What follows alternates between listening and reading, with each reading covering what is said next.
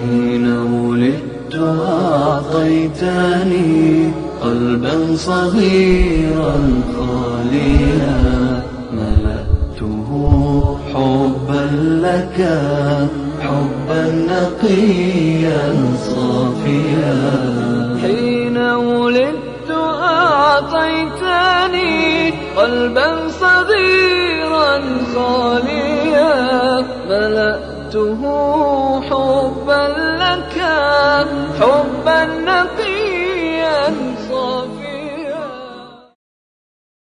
برادر عزیز عثمان بفرمایید. سلام علیکم. علیکم السلام و رحمت الله و برکاته. بفرمایید برادر گرامی. بسم الله الرحمن الرحیم. وفقكم الله. حیاکم الله. بفرمایید در خدمت شما هستیم. خواستم من درباره به اصطلاح نماز حضرات و شیوه زیارتشون صحبت کنم ان شاء الله. بفرمایید. با اجازت. بفرمایید. بسم الله الرحمن الرحیم. 20 دقیقه قبل از اذان آستین‌هایشان را بالا می‌کشند.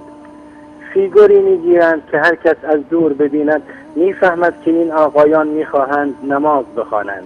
در نهایت ریاکاری و فریبکاری مطلق قدم برمی‌دارند و متواضعانه خود را منتظر اذان نشان می‌دهند. مؤذن اذان میگوید، اذانی در کش تحریف و زیادتگویی.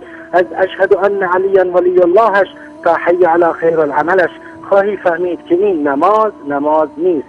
حرکاتی برای سرهم شیر مالیدن و فیگور قداست گرفتن، خود را نماز خوان نشان دادن و پاون مثبتی از دولت گرفتن و حقوق و ساپورت مالی و خلاصه زندگی مرفه از لابلای این حقه دین نمایی و تشکیل هیکلی پوچ و متزلزل به نام تشیع. اینجا دیگه مؤذن اذانی که فقط به درد خودش میخوره را گفته و حضرات میخواهند وضو بگیرند. شاید کل وضویشان 400 cc آب مصرف نکنند. سرسری و علکی به قول عرب ها اتبلبط یعنی گوتره‌ای آبی بر صورت میزنند و از آرنج به نوک انگشت ها برخلاف سنت صادق نبوی دستها را خیس میکنند. بعد هم با نوک انگشت وسط یا انگشت اشاره پاها و سرشان را خطی میکشند که اصطلاحاً مسح سر کرده باشند و در راستای این مسح برخلاف سنت رسول الله پاها هم مسح میشوند و بعد هم با این پاهای بودار متعفن به صف نماز میایستند که اگر غریبه‌ای به جمعشان وارد شود باید ماسکی 2 فیلتره از پشتیبانی یا لوجستیک بگیرد تا بتواند نفس بکشد. بعد از این مسح هم بوسه‌ای بر انگشتشان میزنند و آن را به پیشانی میزنند. بعد هم میروند به سراغ مهردان که من آن را بیت الاصنام اسم گذاشتم. خلاصه مهری از نوع هبل یا لات و عزا برمی‌دارند و برای ایستادن در صف اول می‌دوند. نماز صبح که مطمئن باشید 97% تشیع برای نماز از خوابشون نمی‌گذرند. نمازهای دیگر را هم برای جلوگیری از اتلاف وقت ادغام می‌کنند، چون حضرات حوصله ندارند روبروی رب العالمین بایستند و باید تند و تند نمازشون را بخوانند که به زندگیشان برسند. نماز ظهر را با عصر می‌خوانند و نماز مغرب را قاطی نماز عشا می‌کنند و هیچ تقید و پایبندی بر قول الله متعال ندارند که می‌فرماید ان الصلاة كانت على المؤمنین کتابا موقوتا، یعنی نماز فریضه‌ای است بر مؤمنین در وقت خودش.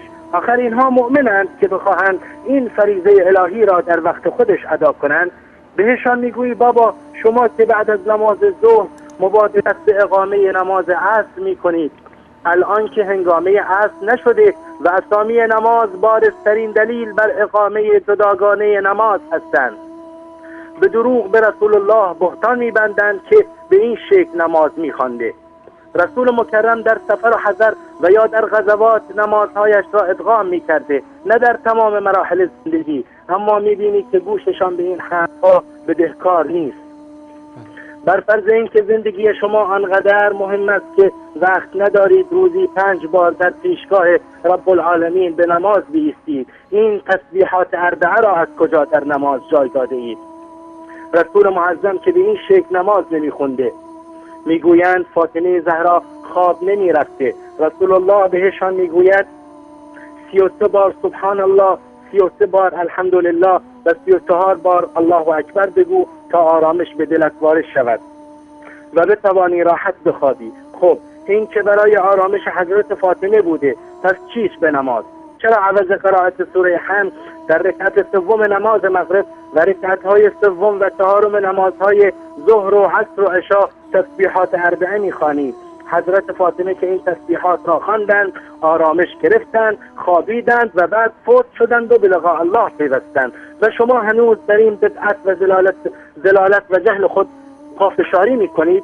وانگهی چه کسی به شما اجازه داده که امورات شخصی حضرت فاطمه رضی الله عنها و خواب و عدم خواب یا آرامش و عدم آرامش ایشان را در نماز جای دهید؟ والله دروغ میگویید. نه دلتان برای زهرای اطهر سوخته، نه سنت پدر گرامیش را برمیتابید.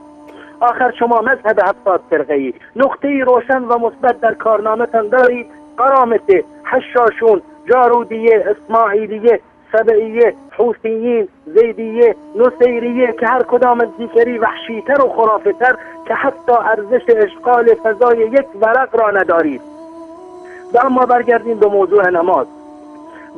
بعد از اتمام نماز هم به سه طرف جنوب و جنوب غربی و شمال شرقی نیستند و به زعمشان زیارت میکنند، زیارت امواتی که هیچ کاری از دستشان بر نمی آید و اگر قدرت داشتند حداقل طول عمر خود را طولانی تر میکردند. معتقدند که این زیارت اگر از نماز بهتر و واجبتر نباشد حداقل مکمل نماز است. زیارت سه سمت که یکی حسین ابن علی و دیگری امام رضا رضی الله عنهم و سومی صاحب الزمان مزعومشان.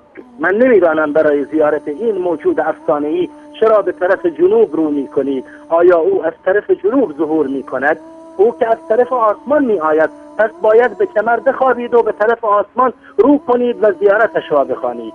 و نیز به طرف شمال شرقی برای زیارت امام رضا رو می کنند که معتقدند قبل از تولدشان ما یحتاج آنها را می داند و قادر به اجابت آن هم هست که اگر بخواهم ثابت کنم این قبری که زیارتش می کنند قبر هارون الرشید است نه امام رضا، وقت بسیار می خواهد. و اما جنوب غربی به این جهت برای امام حسین نیستند و زیارتشان را می کنند. حتی این نوع زیارت را ارجحتر و کاملتر از بقیه می دانند، حتی سزاوارتر از خانه خدا. و اگر این زیارت را در روز عرفه انجام دهند دیگر از ثواب 1 میلیون حج بیشتر است.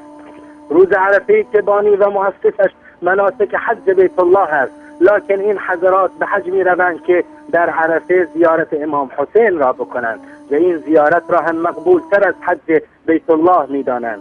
آخر شما به حج می روید که در عرفه زیارت کربلا بکنید؟ مگر سرتان درد می کند؟ خب مستقیم به کربلا بروید و هر غلطی می خواهید بکنید و هم عرفه ما را برای خودمان بگذارید.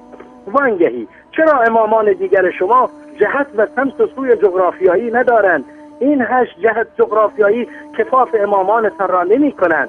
باید علم جغرافیا 4 جهت دیگر مثلا شرق شمالی یا غرب جنوبی برای شما احداث کنند که موافق تعداد امامانتان جهت و طرف زیارت داشته باشید. نکته مهم اینجاست که شما چرا زیارت امام حسین چه در عرفه و چه در روزهای دیگر را با ثواب حج عمره یا حج تمتع می‌سنجید؟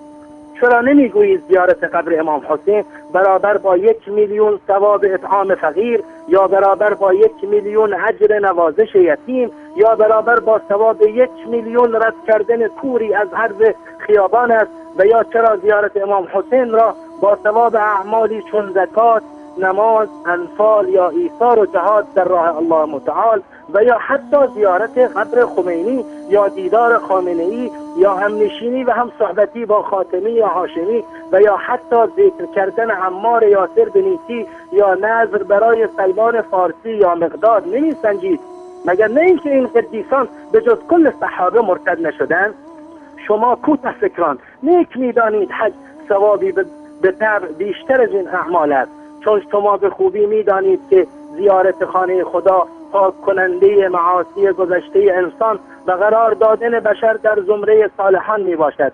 اما زیارت حسین ابن علی نه تنها هیچ ثوابی ندارد بلکه اگر جنبه حاجت خواهی به خود بگیرد عملی است در ردیف شرک به رب العالمین و عملی نکوهیده و نپسندیده که حضرت رسول مکرم به اسلام گرویدگان را در ابتدا از زیارت قبور نهی می‌کردند، اما همین که مردم با ارشادات رسول مکرم دریافتند و فهمیدند که اگر زیارت قبور به یاد آورنده روز رستاخیز باشد مجاز می شود. شما خوب می دانید که زیارت امام حسین هم اگر از جنبه تذکر به قیامت خارج گردد قاعده شرک هم بر این عمل مشتمل می شود. لذا پریدید و دویدید و جستجو کردید و هیچ ثوابی به اندازه حج بیت الله الحرام نیافتید.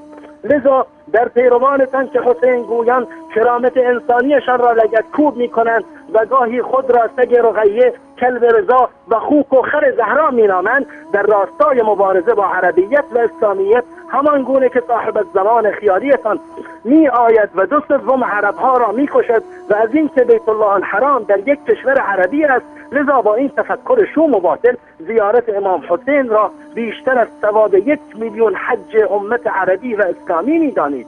وگرنه کجای یک عقل سالم و سلیم شرک یعنی قبر پرستی را مقبولتر از توحید می داند؟ یعنی گفتن لبیک اللهم لبیک لبیک لا شریک لک لبیک ان الحمد والنعمت لك والملك لا شریک لک. این کجا؟ و السلام علیک یا ثار الله و ابن ثاره کجا؟ آخر سلام بر انتقام و سلام بر فرزند انتقام هم شد عملی خدا پسندانه. آخر خردتان کجاست؟ ما لکم کیف تحکمون؟ چگونه به قضاوت می نشینید؟ از الله متعال می خواهیم که اگر قابل هدایتید هدایتتان کند و اگر نیستید در نهایت روسیاهی و بی آبرویی نابودتان کند، چرا که خسته من کردید، خسته شدیم از هر چه از اراجیفتان بگوییم کم گفتیم. آنقدر شریعت متزلزل و کاهی و چون تار عنکبوتی دارید که نه تنها سست و ناپایدارید بلکه الکی خودتان را هم حقه حق می دانید، اما از یک مگس بی خاصیت ترید. ما را با شما هیچ کاری نیست، نفعتان را نخواستیم، اما به نام اسلام به امت اسلامی زیان نرسانید. لکم دینکم ولی دین، لکن راه سنت است طریقت مبین و من الله التوفیق. جزاک الله خیر برادر عزیز گرامی آقا عثمان عزیز، زنده باشید. خدا تشکر از شما، خدا نگهدارتون.